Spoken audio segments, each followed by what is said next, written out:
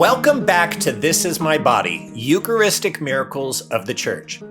In this series, we're stepping into stories, true accounts from history that lift the veil on the invisible and point to the reality that Jesus Christ is truly present in the Eucharist. Some of these miracles are dramatic and physical. Others are quiet and hidden, unfolding in prayer, in dreams, and the long, slow work on the human heart of God.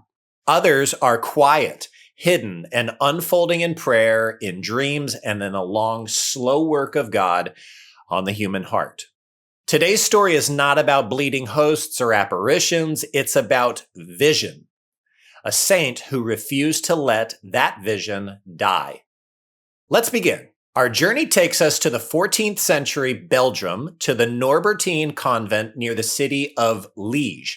Here, a young orphan named Juliana had been entrusted to the care of the Augustinian nuns of Mont Carlion. From the beginning, her love for Jesus and the Blessed Sacrament burned deeply. She would spend long hours in adoration, kneeling before the tabernacle, her heart fixed on the mystery of Christ in the Eucharist. But it wasn't just quiet devotion. Something was stirring in Juliana. She began to experience a vision. And it was one that didn't just come once, it came over and over again. In this vision, she saw a full moon shining brightly in the night sky, but across its luminous face, a single dark stripe stretched, marring its light right through the center. At first, she didn't understand, of course. It's a strange dream.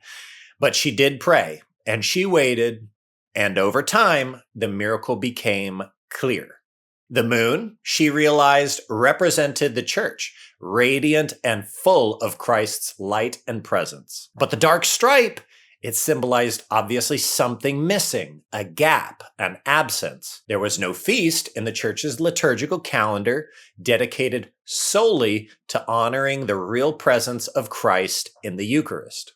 Yes, the Eucharist was celebrated in every Mass. Yes, it was revered, but Juliana knew deep in her soul that it deserved something more. It deserved a special day, a solemnity of love and thanksgiving. And she believed that God was asking her to do something about it. Now, imagine that, a cloistered nun, hidden from the world, without influence, without power, believing that she had been entrusted with a mission to change the church's calendar. Quite odd. Juliana shared her vision with a few trusted confidants. Among them were theologians, priests, and a man who would later change history, the Archdeacon of Liège, Jacques Pontellion. Encouraged by their support, Juliana pushed forward with this mission, but she faced bitter opposition, as you might imagine. Her own convent actually became a battleground. Political forces rose up around her, and she was slandered, libelized, accused, and even forced to flee. And yet, she never gave up. Finally, in the year 1246, her vision began to take root. Bishop Robert de Torote of Liège, moved by her faith, instituted a local feast in honor of the Blessed Sacrament. It was a little win, and it was a start, but it wasn't yet universal. Juliana died in 1258, in exile from her convent. She never saw the global impact of her efforts, but God was still working.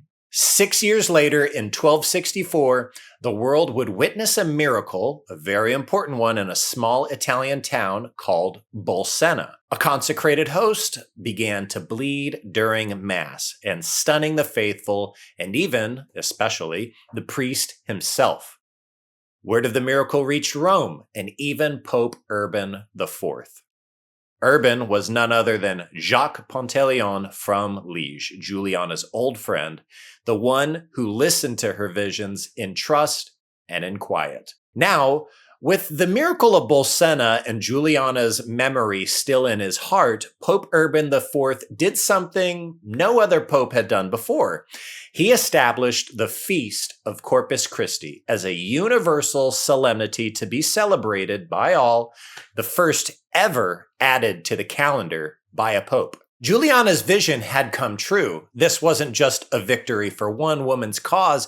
It was definitely a triumph for the faith, perseverance, and the hidden work of grace. It reminds us that the Eucharist is not just something we receive, it's something that we adore. And that sometimes the greatest miracles are not the ones that we can see with our own eyes, but the ones that transform the church from within. Juliana saw a darkness, an absence. She responded without complaint, but with courage.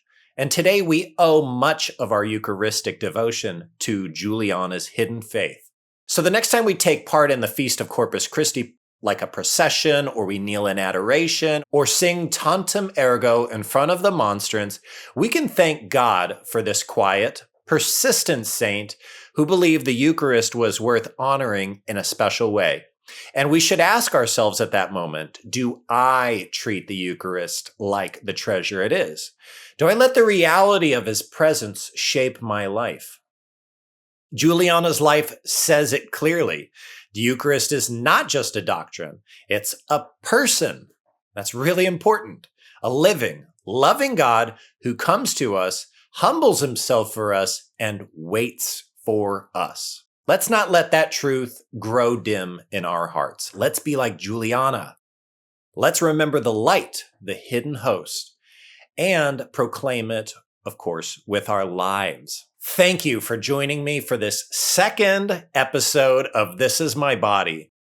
If St. Juliana's story moved you, please do share and subscribe to the channel, and check out my new book from Tan Books, Compendium of Eucharistic Miracles, for more than 100 powerful stories just like this one.